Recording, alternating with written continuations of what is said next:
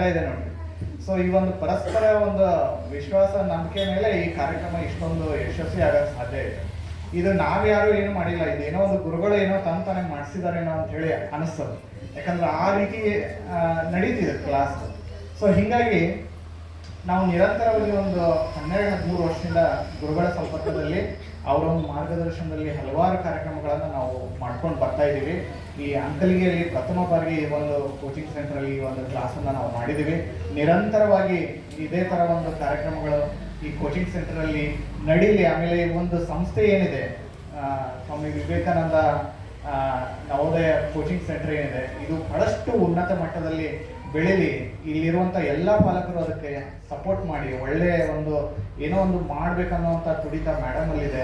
So ನೀವೆಲ್ಲರೂ ಕೈ ಜೋಡಿಸಿದ್ರೆ ಇನ್ನೂ ಒಂದು ದೊಡ್ಡ ಪ್ರಮಾಣದಲ್ಲಿ ಈ ಸಂಸ್ಥೆ ಬೆಳೀತದೆ. ಅದೇ ಥರ ಇಲ್ಲಿರುವಂಥ ಎಲ್ಲ ಮಕ್ಕಳಿಗೆ, ಇಲ್ಲಿರುವಂಥ ಪಾಲಕರಿಗೆ ಎಲ್ರಿಗೂ ನನ್ನ ಶುಭಾಶಯಗಳನ್ನು ಕೋರ್ತಾ ನಾನು 2 ಮಾತುಗಳನ್ನು